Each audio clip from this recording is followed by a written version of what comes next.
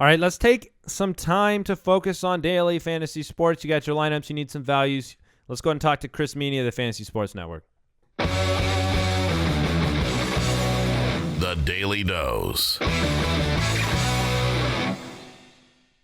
The fantasy footballers are now joined again by Chris Meaney from the Fantasy Sports Network. He runs a FanDuel show up in the Great White North, and we're going to talk some DFS. What's going on, Chris? Always a pleasure, guys, to jump on the Fantasy Footballers show and talk some football with you guys. I love it. And as do we. We are not going to spend a moment at all talking about the DFS, the news that's in the headlines right now. We're just going to move on and treat everything like everything's going great, and let's set up some DFS lineups. So, who are the big name guys, the high cash Rodgers, those types of players that you are investing in this week? I think Le'Veon Bell needs to be in your lineups. I think you're going to spend on him. There's some value plays that maybe we can get to a little bit later, which will help out. But he's got a great matchup against San Diego. Obviously, we know there's no Big Ben. He's going to be a big part of that offense moving forward. I really like Tom Brady, and I like Gronk. I think I'm playing Gronk in almost every single lineup. He's just safe. He's just really safe at the tight end position. You can always really bank on at least 10 points from him, I feel like. So that's solid. Plus, they get 2 weeks to prepare for a Dallas team. And Tom Brady at 8.8, I love that price as well. You want to go Matt Ryan 8.3, save a few $100 against Washington. Secondary is fairly weak. I do like Aaron Rodgers this week, and I think that it could actually be a contrarian play where he wasn't as successful as we thought he may be in San Francisco last week. People may think, okay, I'm not going to play him 9-2 against that St. Louis defense. It seems so nice. But we saw Carson Palmer actually pile up a lot of yards last week. He just couldn't get in the red zone. Well, they got in the red zone. They just couldn't get in the end zone. And I don't think Rodgers will have that issue at home against St. Louis. So I think that could be a contrarian play. I like all of that. But my favorite play is Brady and Gronk. And what about high-level wide receivers? Which ones are you buying into for this week? Well, I think, Julio Jones, again, he's always safe. But if you had him last week, you weren't really happy, of course. He didn't do all that well. I think even Antonio Brown, I think people are down on him because of the fact that, again, no Big Ben. I think Vic, he came in, it was a short week. He has extra time to prepare. We just missed Antonio Brown a couple times, especially in the end zone. If Antonio Brown caught that ball in the end zone last week, we're not talking about Antonio Brown being all that worse without Big Ben. So I think that could be another contrarian play at 8.6 that I do like a lot. Okay, so let's talk about some middle tier guys. Like, what are your thoughts on Larry Fitzgerald? I think he's probably still priced at a point where you can add him and not break your bank. So like a Carson Palmer, Larry Fitzgerald stack, and then I'll throw one more out at you, a Phillip Rivers, Keenan Allen stack. How do you feel about those? Yeah, I do like Keenan Allen. You get Gates back in that offense too. Keenan Allen is a guy that I don't know what it is. I don't have anything wrong with him. It's just sometimes I feel like he just lets me down. I feel the same way. So just so you know. Yeah, well, there's just no consistency with him. It's really weird. Sometimes he gets the double-digit targets. He'll flirt with the 15 to 20 targets, and all of a sudden he's just nowhere to be found. So I have a hard time really trusting him in cash games, in games where I want to put out my best possible lineup. Larry Fitzgerald seems to be for real, guys. I mean, obviously this is a guy we know who has skill, but he's been moving into the slot, which is really helping. Bruce Arians was saying that just the move from the slot, he's a mismatch, obviously. He's got great hands. So I think he's going to be safe all year. And his price, again, at 7.4, just seems to be really, really nice. It's too nice to pass up. Again, I've been on this Philly train a couple times. I'm still going back to Jordan Matthews at 6.8. A little bit of a couple letdowns, a tough defense against the Jets. He was really nowhere to be found last week against Washington.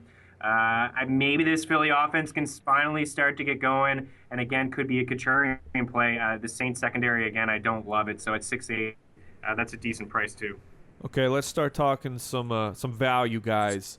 Are there any that off the top of your head or right in front of you that you really feel strongly about this week?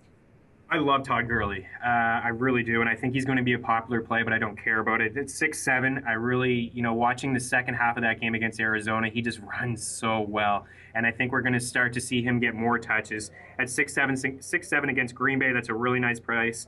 TJ Yeldon is awesome as well against Tampa Bay. Only Forte and AP have more rushing attempts than TJ Yeldon, and Yeldon has the 5th most touches in all of football with 80. There's just nobody else that's going to steal any touches in that backfield from him.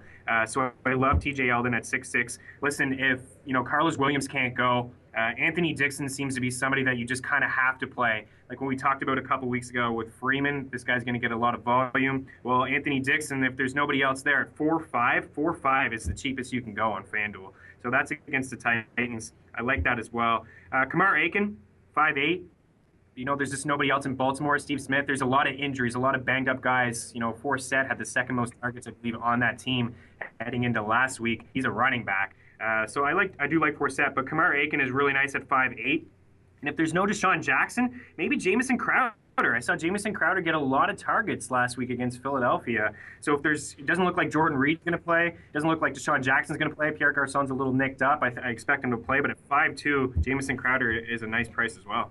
Okay, let's talk defense real quick here. Or what lower value defenses do you like this week? Lower price, sorry. I like Jacksonville. I like Jacksonville at 4-3 against Tampa Bay. Winston he's been throwing some picks, and they're pretty good against the run. So if they can stop Doug Martin, then they can probably get some picks. I believe Winston has 5 already. So I like that price at 4-3. And I usually kind of roll out Philadelphia in 1 or 2 leagues just because the special teams opportunity.